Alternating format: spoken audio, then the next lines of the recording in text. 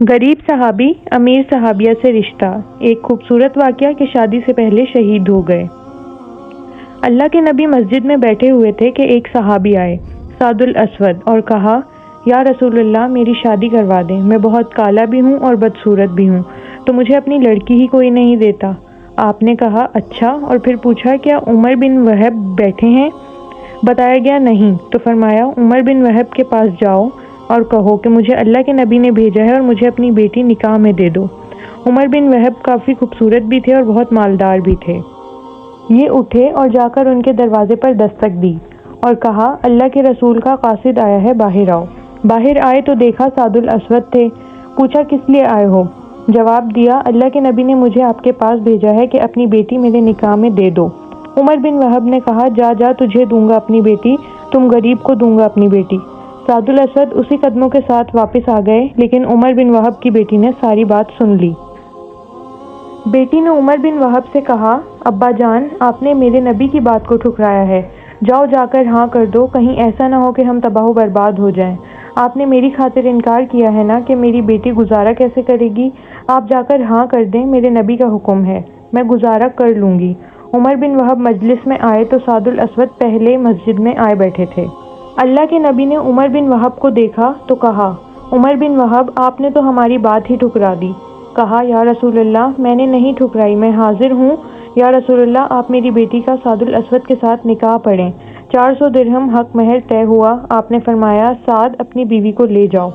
کہا، یا رسول اللہ پیسے کہاں سے لاؤں؟ میرے پاس تو حق مہر ادا کرنے کے پیسے ہی نہیں ہیں۔ آپ نے فرمایا، تم عبد الرحمن بن عوف کے پاس جاؤ اور ان سے کہو کہ اللہ کے نبی نے مجھے بھیجا ہے اور وہ تمہارا کام کر دیں گے۔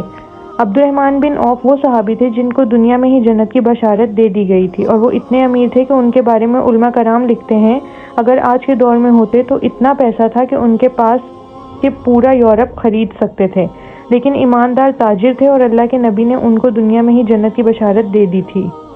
سعد ان کے پاس گئے، اللہ کے نبی کا پیغام دیا تو انہوں نے رقم کا بندوبست کر دیا اور 400 درہم سے زیادہ پیسے جمع ہو گئے۔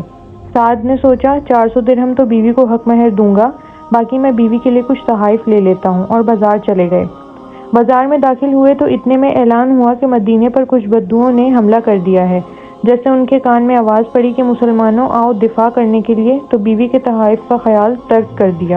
ایک گھوڑا اور تلوار خریدی اور لشکر میں گھس گئے۔ لڑتے لڑتے ان کا گھوڑا زخمی ہو کر نیچے گرا اور بدوؤں نے ان پر حملہ کر دیا تو اچانک دور سے اللہ کے نبی کی سعد پر نظر پڑی تو لپکے، سعد تم یہاں کیا کر رہے ہو؟ تمہیں تو میں نے تمہاری بیوی کے پاس بھیجا تھا۔ تب تک سعد الاسود شہید ہو چکے تھے۔ اللہ کے نبی سعد کی طرف لپکے، سعد کے سر کو اپنی جھولی مبارک میں رکھ لیا اور آپ کی آنکھوں سے آنسو نکل کے سعد کے چہرے پر پڑ رہے تھے، اور اللہ کے نبی پیار سے کہنے لگے، سعد تو کتنا پیارا ہے، تو کتنا خوبصورت ہے، تو کتنا خوشبودار ہے۔ پھر آپ مسکرائے اور فرمایا، رب کعبہ کی قسم، سعد حوض کوثر پر پہنچ گیا ہے۔